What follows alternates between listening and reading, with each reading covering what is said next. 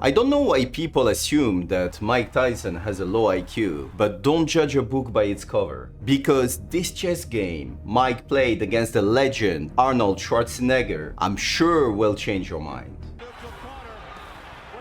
Arnold starts with the move e4. Tyson decides to play the French defense. You know that Mike has been reading since the age of 15 all the stories about conquerors. Napoleon was playing the French defense, so maybe that's why he plays this. And Arnold decided to play d4, which is absolutely perfect. He takes the center. And in the French defense, you push d5. And this is what Mike did. And here, there is a lot of moves that can be played. But Arnold decided to play knight c3. He could have played other moves. There is the more modern way to play, which is putting the knight on d2, not blocking this pawn. You can also push here in the center. Here, it's Mike's first knockout punch. Everybody knows bishop b4. We also know in the French defense that we want to play at some point this move, so we can attack the center, we can attack this pawn. You can also play with knight f6, challenging, actually asking a question to this pawn on e4. And if he pushes, then the knight can come to d7, helping this pawn to go to c5 after. But here, Mike decided to play the fourth most played move,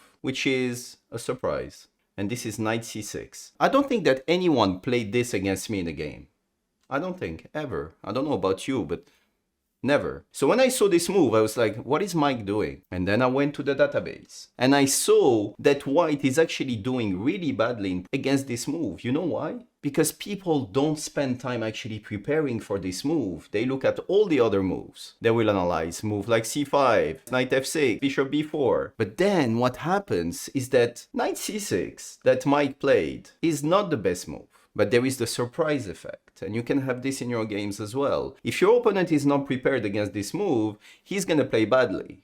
He doesn't know how to play, he's gonna take more time, and you may win the game. Let's come back to the game. He played knight c6. And now he's saying, okay, I'm targeting to take your pawn in the center, and if you take back, the queen now will take this one, because the knight is defending the queen. And he played the move knight f3, which is actually the first recommendation. It's actually a very good move. Now the knight is defending actually this pawn. And now Mike played knight f6, which is again actually the best move in this position. He's asking a question to this one. And here Arnold, I don't know, maybe not enough proteins at that moment in the day. Maybe he missed his protein shake, I don't know. I don't know exactly what happened, but he blundered this move. Mike takes in the center. Arnold puts his knight on g5. The only issue with this is that this knight was protecting this pawn here. Mike has now two possible moves, either to take with the queen or to take with the knight. What do you think Mike is gonna do? Do you think Mike is the kind of guy who says, we're gonna exchange queens and go and play an endgame? Not gonna happen. It's not Mike, right?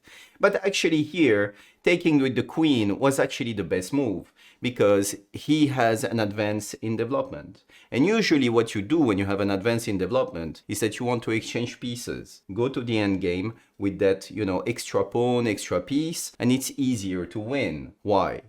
Simple. Because when you exchange pieces, when you have an advance in development, you reduce the chances that your opponent can find counterattacks, that he can find some tactical things with the queen, two rooks, bishops, attacking actually your king. So maybe the best move here would have been to take, this pawn with the queen. That's not what Mike does. Okay, he takes with the knight, which is perfectly fine, by the way. Arnold took the pawn, and now everybody, every beginner, would consider to actually grab this knight in the center this way. Because whenever you see a trade, you actually just trade your pieces.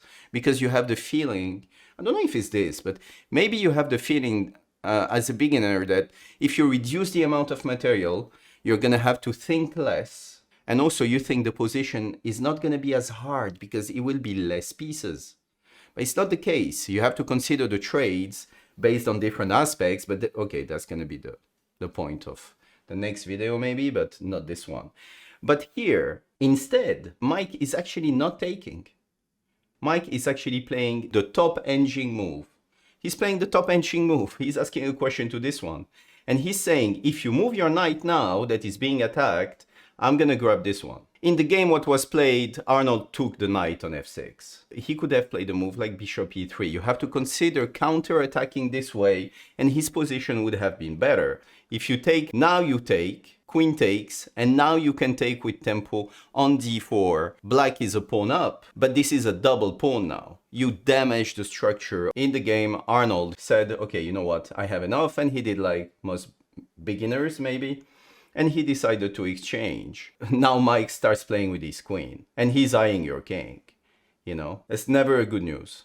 Never a good news when you have Mike, you know, who's getting close to a knockout punch. And here the knight is still attacked. The best square would have been to go with your knight on e4, attacking the queen. It would have been better.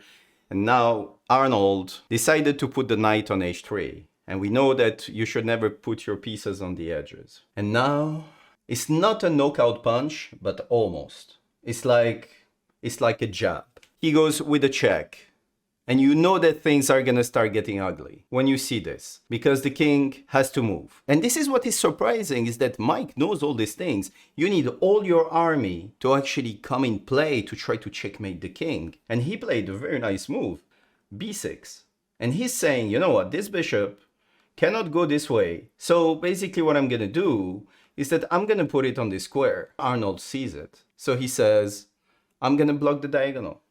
And I'm gonna play this. Most people here, the first thing, and this is the thing that really surprises me about Mike's game. Most people here would think about a move like bishop b7. Thinking, you know what, there is this one day, I'm developing a piece, maybe my rook after can come here, attacking this queen, this kind of things. But Mike went for something that is a forced move. And a forced move is when you do something like this. Queen check. And now the king has to move. You're not letting white to actually decide what to do here. You're saying, I'm checking your king and you have to do something. But now the first thing you're thinking is like, what the hell is happening with this knight? Because, well, he can just take it. Yeah, he can. But then there is this check. Only now. So he sacrificed a piece. But actually, this is the best moves. This is the best moves. Because look at this king. And he didn't do this to actually grab this rook behind it. That's not the point. That's not the point. It's just that this king now has to go up the board. This is the thing. He has to come here. This is, again, top engine move. Queen check. Now the king has to go there. Now bishop check. And now it's kind of checkmate already, right? It's a checkmate because you have to put a piece in front. Let's say you put a knight. This is Mike's style. He's going to checkmate you with the pawn. That's a great game. Honestly, like the level is very nice. He beat Arnold in 15 moves with black. Arnold that just gave a pawn playing this move g3. But come on, I mean, can you imagine if this was a chess boxing match? That would be something, right?